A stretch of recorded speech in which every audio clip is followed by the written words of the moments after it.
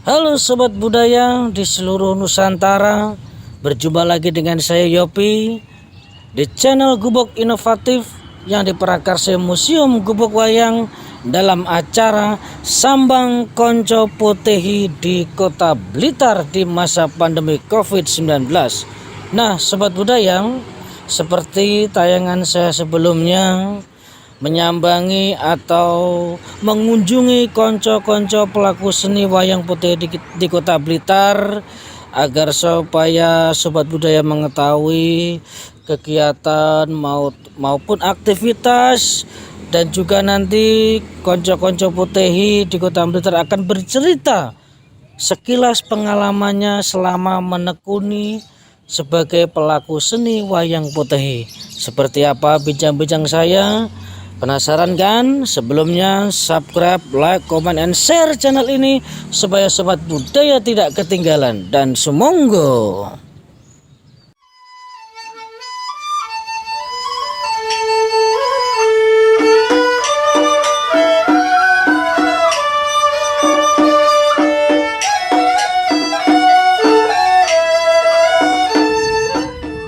Saya Rohmat Tambur, pemain potehi dari Blitar Kota Patia.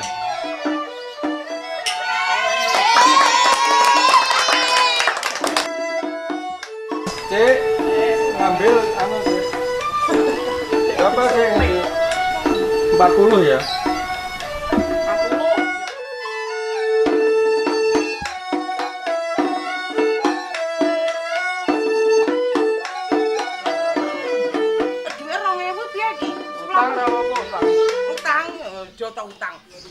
Sobat Budaya di seluruh Nusantara, sekarang saya sudah berada di Kampung Nirwana, di mana tempat tinggal salah satu narasumber, yaitu Saudara Rohmat, pelaku seni wayang putih. Nah Sobat Budaya, penasaran aktivitas apa saja yang dilakukan Saudara Rohmat? Sebelumnya jangan lupa subscribe, like, comment, and share channel ini biar terus saya bersemangat. Dan sumonggo. Sobat Budaya di seluruh Nusantara, saya sudah bersama narasumber pelaku seni wayang putih adalah Saudara Rohmat Tambur. Bagaimana bincang-bincang saya dengan pelaku seni Rohmat Tambur? Jangan lupa Sobat Budaya, sebelumnya subscribe, like, comment, and share channel ini biar saya lebih berinovatif. Nah Mas Rohmat, Iya. apa kabar Mas Rohmat? Alhamdulillah sehat. Amin. Kita bincang-bincang santai saja Mas Rohmat ya. Iya. Nah Mas Rohmat, boleh bercerita sedikit dengan Sobat Budaya di Nusantara. Mas Rohmat ini menekuni wayang putih dimulai tahun berapa sampai tahun 2021 ini? Oh, saya mulai main potehi tahun 2002. 2002. Sampai sekarang 19 tahun berarti. 19 tahun. Iya. Dengan karir selama 19 tahun Mas yang menekuni wayang putih, barangkali Mas Rohmat ingat pertama kali main di kelenteng mana Mas Rohmat? Oh itu saya ingat betul itu. Itu di Kelenteng Kediri. Kelenteng Kediri. Waktu itu dalangnya Bapak Sutarto Keke itu. Oh Pak Sutarto. Orang Surabaya itu. Keke. Iya. Iya Pak Keke, itu panggilan akrab di Sobat Budaya. Dan waktu itu di Kelenteng Kediri dan sampai sekarang ini Pak Rohmat ini menjadi apa istilahnya, ini memegang musik atau apa, atau dalam boleh bercerita monggo. Kalau saya di grup potehi posisinya sebagai asisten dalang atau jiju katanya ya. Oh iya, jiju betul. Iya. Asisten dalang Sobat Budaya, bahasa ke putih itu terkenal dengan jiju. Istilahnya membantu ini keperluan dalang dalam pertunjukan. Misalkan ya menyediakan wayang, membantu memegang, seperti itu Sobat Budaya. Nah, Mas Rohmat, sekarang kan di musim pandemi COVID-19, jelas kan konco-konco putih kan tidak ada yang main karena izin pementasan dari pemerintah kan tidak keluar. Nah, untuk istilahnya beraktivitas dalam keseharian, kita kan ya namanya orang kan butuh makan, butuh minum, butuh jajan dan segala macam. Mas Rohmat bisa bercerita kepada Sobat Budaya aktivitas apa yang dilakukan Mas Rohmat untuk bertahan hidup di masa pandemi? Monggo. Selama ada pandemi, karena tidak bisa main potehi, Iya. saya untuk menyambung hidup itu jualan donat. Jualan donat. Iya, Roti keliling. donat gitu Pak ya. Roti donat, keliling itu. Itu penghasilannya ya boleh dikata cukup buat makan. Cukup buat makan. Iya. Mas Rohmat ya. Istilahnya Iya. jualan donat. Keliling. Keliling kampung dari pintu iya. ke pintu menawarkan jajan seperti itu Mas Rohmat ya. Iya. Dan kalau boleh tahu jajanan itu tuh bikin sendiri atau ngambil dari pembuat kue? Oh, itu ngambil dari pembuat kue. Oh ngambil. Ya, agak dekatan rumahnya lah gitu. Jadi Ya. Mas Rohmat datang ngambil kue dan itu hitungannya gimana? Hitungannya misalkan itu 1.000 ya. Itu ngambilnya 200 keuntungannya. Tinggal dikalikan berapa. Kalau 100 ya 20.000. Berarti Sekali keliling. dari pemilik kue itu pembuat Iya. Mas Rohmat ambilnya 800, 800. jualnya 1.000. Iya. Oh gitu ya, Gitu. pokoknya sedikit demi sedikit dikumpulkan, lama-lama kan jadi bukit gitu Iya, ya Pak benar, Rohmat benar, ya. iya. Dan untuk Mas Rohmat itu untuk berjualannya mulai atau dari pagi atau sampai malam atau gimana? Itu mau jam 8 sampai habis. Habisnya paling ya jam 10. Kalau laris ya cepet. Jam 9 udah habis Sudah gitu. habis, kalau istilahnya Tuhan memberikan kelancaran. Rezeki. Yang namanya orang jualan kan nggak tentu, Benar, kadang iya. sepi, kadang rame gitu Mas Iya. Rohmat ya. Baik, yang penting ada kegiatan Iya. untuk bertahan hidup. Nah, untuk Mas Rohmat, saya tadi melihat dan sudah istilahnya kan terkenal di konco-konco wayang. Iya.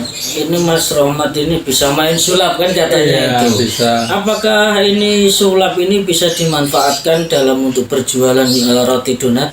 Oh, bisa. Mhm. Biasanya kan untuk mancing anak kecil supaya beli itu saya pertunjukkan sulap. Terus nanti saya kasih bonus apa itu? Beli terus main sulap gitu loh. Oh. Supaya mau beli saya pancing pakai sulap. Berarti Gitu. untuk mengalihkan perhatian anak-anak supaya beli apa itu donatnya Mas Donatnya. Rohmat. Mas Rohmat main sulap di depan mereka, Iya. biar mereka senang akhirnya beli donat Beli begitu gitu ya. triknya ya. Dan memang saat ini kan anak-anak sekolah lagi libur karena ada pandemi ini, dari pihak pemerintah ada mengadakan istilahnya belajar di rumah. Iya. Itu Mas Rohmat, bagus Iya, itu untuk menghibur anak-anak juga biar nggak jenuh. Iya. Dan Mas Rohmat, ini kan kita setiap orang pasti punya harapan. Barangkali Mas Rohmat punya harapan apa bila mana pandemi COVID-19 di Indonesia ini sudah selesai? Ini harapannya apa mengenai wayang putih? Oh, gini. Saya berharap agar pemerintah itu melonggarkan izin, memberikan izin agar potehi itu bangkit lagi. Kita Gitu. bisa pentas gitu. Iya. Kan selama ini kan vakum itu. Tinggal di rumah ya Iya. kan tidak ada izin pemerintah. Izinnya itu digampangkan lah. Iya, dan semoga kita pertunjukannya juga lebih ramai. Nah, gitu. Bisa bertemu konco-konco Nah, karena itu. pandemi di Indonesia ini hampir kurang lebih sudah 1 tahun ya di Iya. Indonesia. Semoga cepat kelar gitu Mas Rohmat ya. Iya. Dan Mas Rohmat mungkin bisa bercerita mengenai suka duka sebagai pelaku seni wayang potehi, mungkin bisa diceritakan. Pasti kan setiap pekerjaan pengalaman kita kan pasti ada cerita Oh, dari iya. suka maupun dukanya. Monggo bisa bercerita. Itu kalau sukanya itu sering kumpul teman-teman. Potehi itu kerjanya santai. Nggak kayak kuli bangunan yang seharian. Itu sukanya kan kerjanya santai terus dapat duit. Gitu sukanya. Dan dukanya? Dukanya itu ya itu karena saya posisinya jiju, bayarannya paling kecil. Oh gitu, karena Jadi- kan menurut persentase. Iya, persentase. Maka dari itu kan sebagai kocok-kocok potehi itu untuk istilahnya kan disesuaikan lah. Iya. Kalau ingin mendapatkan sesuatu yang besar itu juga butuh perjuangan dan pengorbanan yang Iya, cukup besar benar. juga. Iya. Memang sobat budaya di antara sekian dari para pemain, karena kita aturannya kan ada persentase. Persentase. Memang asisten dalang atau jiju ini bayarannya memang paling minim di antara pemain-pemain lainnya. Demikian Mas Romat ya. Iya. Nah, terima kasih Mas Romat atas waktunya kita untuk berbincang-bincang. Semoga Mas Romat sehat selalu. Amin, Dan amin. salam buat keluarga di rumah. Iya. Demikian tadi Sobat Budaya di seluruh Nusantara, bincang-bincang saya dengan narasumber Mas Romat Tambur, salah satu pelaku seni. Jangan lupa selalu ikuti channel tayangan Gubuk Inovatif yang diprakarsai Museum Gubuk Wayang dalam acara Sambang Konco Putih di Kota Blitar. Jangan lupa subscribe, like, comment, and share channel ini biar Sobat Budaya tidak ketinggalan saya Sambang Konco-Konco Putih di kota-kota yang lainnya.